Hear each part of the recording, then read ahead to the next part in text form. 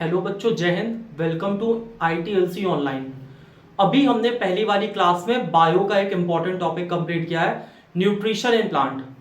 अब हम लोग केमिस्ट्री का एक टॉपिक देखेंगे जिसमें हम लोगों को कुछ एसिड और बेस के सैंपल दिए गए हैं लैब में, जिसको आपको अलग अलग इंडिकेटर्स पे टेस्ट करके ये बताना है कि कौन सा सैंपल एसिड और कौन सा सैंपल बेस है। साथ साथ में जब हम पर्टिकुलर इंडिकेटर यूज करेंगे किसी चीज को यूज करने के लिए कि वो एसिड है कि बेस है, यानी टेस्ट करने के लिए कोई एसिड है कि बेस है, तो उसमें क्या क्या चेंजेस आते हैं। इसके साथ साथ में हम लोग पढ़ेंगे आज एक छोटा सा टॉपिक, ऑल्फैक्टरी इंडिकेटर। तो आइए स्टार्ट करते हैं। लास्ट टाइम हमने क्या पढ़ा था, एसिड क्या होता है। Acid are hydrogen donor and base are hydroxide donor. Acid जो अलग अलग लिटमस पेपर में अलग अलग कलर देता है, और हमको कैसे पता चलता है कोई सब्सटेंस एसिडिक है कि बेसिक है, with the help of an indicator. हम लोग इंडिकेटर का यूज करते हैं जो कि नेचुरल भी होता है और सिंथेटिक भी होता है। अब जो नेचुरल इंडिकेटर है वो है लिटमस। लिटमस कहां से एक्सट्रैक्ट होता है ये आपको कमेंट बॉक्स में बताना है। इसके बाद लिटमस के साथ जो दूसरा नेचुरल इंडिकेटर है वो है टर्मरिक। सिंथेटिक इंडिकेटर में हमने फेनोल्फथालीन पढ़ा और मेथिल ऑरेंज पढ़ा। एक चीज इसके साथ में हमने ये देखा है कि कुछ ऐसे प्लांट होते हैं जिनकी लीफ यूज होती है, यानी जैसा रेड कैबेज की लीफ एज अ इंडिकेटर हम लोग यूज करते हैं। अब हम लोग आगे की बात करेंगे। आज हमारा अगला टॉपिक है understanding the chemical properties of acids and base, acid and base in laboratory. यानी कि आपके लैब में जो एसिड और बेस है हमको उसके बारे में, उसके नेचर के बारे में समझना है। लास्ट टाइम आपने फिजिकल प्रॉपर्टी पढ़ी थी, आज हमको केमिकल प्रॉपर्टी पढ़नी है। फिजिकल प्रॉपर्टी में आपने क्या पढ़ा था, acid are sour in taste, base are bitter in taste and soap to touch, जो बचपन से पढ़ते आ रहे हैं। और एसिड और बेस को रिएक्ट करवा देंगे तो सॉल्ट और वाटर का फॉर्मेशन होता है। अब हम लोग अगली चीज समझने जा रहे हैं। आपकी एक्टिविटी में क्या है, to test acidic and basic nature of substance. आपको किसी सब्सटेंस का एसिडिक और बेसिक नेचर चेक करके बताना है, और इसके लिए आपको कुछ मटेरियल्स दिए गए हैं। फॉर्मूला आप ये याद कर लीजिएगा। यहां पे HCl है, हाइड्रोक्लोरिक एसिड। H2SO4 कौन सा एसिड है, सल्फ्यूरिक एसिड है। HNO3 कौन सा एसिड है, नाइट्रिक एसिड है। CH3COOH कौन सा एसिड है, एसिटिक एसिड है। NaOH कौन सा एसिड है कि बेस है, NaOH। NaOH आपका बेस है, सोडियम हाइड्रोक्साइड। इसके बाद CaOH का होल ट्वाइस है, ये कैल्शियम हाइड्रोक्साइड हो गया। KOH है, पोटेशियम हाइड्रोक्साइड हो गया। MgOH का होल ट्वाइस है, मैग्नीशियम हाइड्रोक्साइड हो गया। और लास्ट में है अमोनियम हाइड्रोक्साइड। तो आपको पता है ये एसिड है, HCl, H2SO4 एसिड है, HNO3 एसिड है, यहां पे ये एसिटिक एसिड है।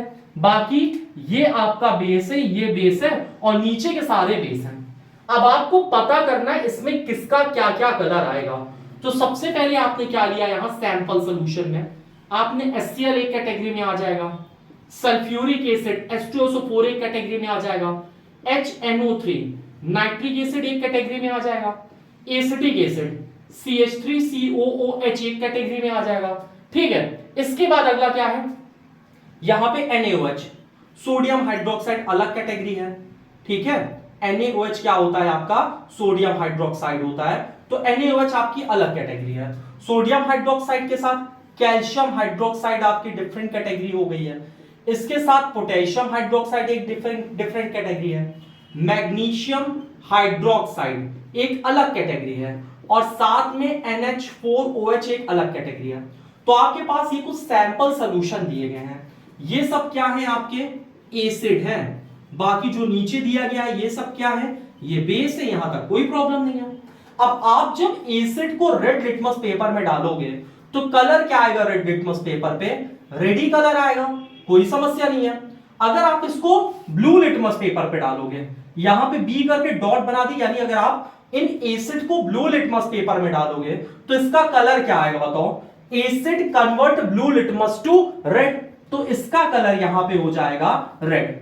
अब अगर आप फिनोल्फथालीन में इस जो पर्टिकुलर एसिड है इसको पुट करोगे तो फिनोल्फथालीन में कलर क्या हो जाएगा,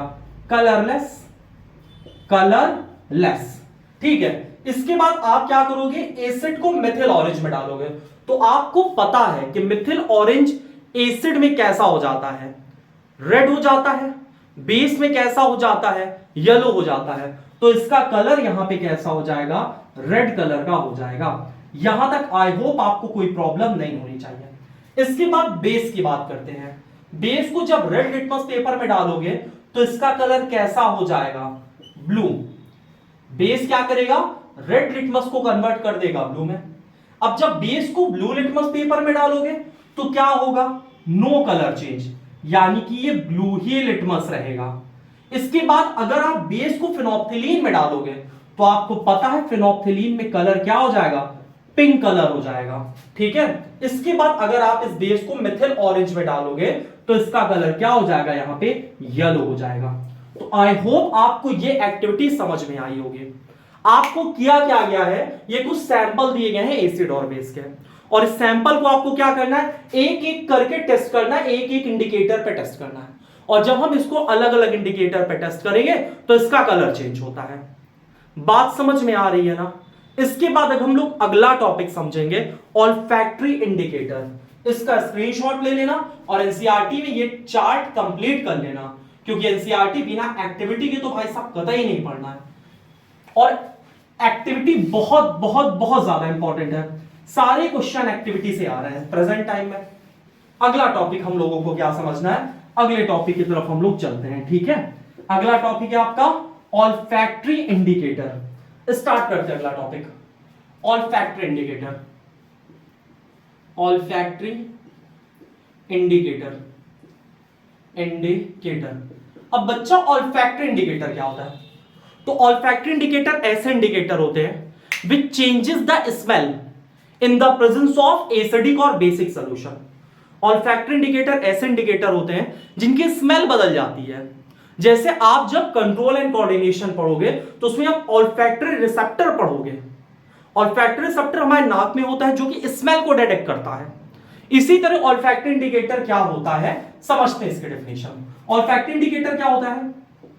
It is an indicator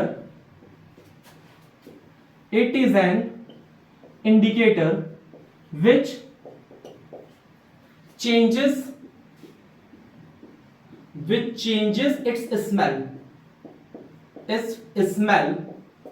in the presence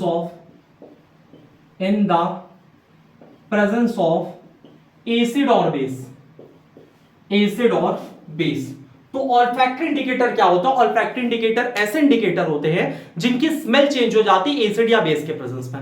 अब एनसीईआरटी आज से एक्टिविटी करवा रही है। एक्टिविटी क्या है? आपको क्या करना है, यहां पे अनियन लेना है। ठीक है। आपको ये प्याज लेना है और प्याज की चॉपिंग कर देनी है, यानी छोटे छोटे आपको प्याज के टुकड़े कर लेने हैं। इसके बाद क्या करना है, इसको एक कॉटन के कपड़े में लपेटना है। ठीक है। कॉटन के कपड़े में लपेटने के बाद आपको इसमें रेफ्रिजरेटर में रख देना है, फ्रिज में रख देना है। और जब आप इसको रेफ्रिजरेटर में रख दोगे और जब सुबह निकालोगे तो उसकी स्मेल बड़ी खतरनाक आएगी। स्मेल खतरनाक आने क्या मतलब है? बहुत तेज कपड़ा बदबू करने लगेगा। वैसे भी प्याज की स्मेल खतरनाक ही होती है ना? तो जब ये कपड़ा महकने लगे, यानी कि ये जो कॉटन का क्लॉथ है, कॉटन का क्लॉथ, ये क्या करेगा? स्मेल करने लगेगा, बहुत तेज स्मेल करेगा। और इस कॉटन के क्लॉथ को आपको क्या करना है? इस कॉटन के क्लॉथ से आपको प्याज हटा देनी और थोड़ा सा धुल के आना है कॉटन का क्लॉथ। इसके बाद कॉटन के क्लॉथ में आपको एक बार एसिड डालना है और साथ साथ में इस कॉटन के क्लॉथ में क्या डालना है? एक साइड पे बेस डालना है। और इसके बाद एसिड बेस डालने के बाद कॉटन के कपड़े को ऐसे नॉर्मल पानी से धुल के स्मेल करना है। तो जहां पे आप एसिड डाले रहोगे वहां पे आपको जो अनियन की स्मेल है, अनियन की स्मेल प्रेजेंट रहेगी। लेकिन जहां पे आप बेस डालोगे वहां से अनियन की स्मेल क्या होगी?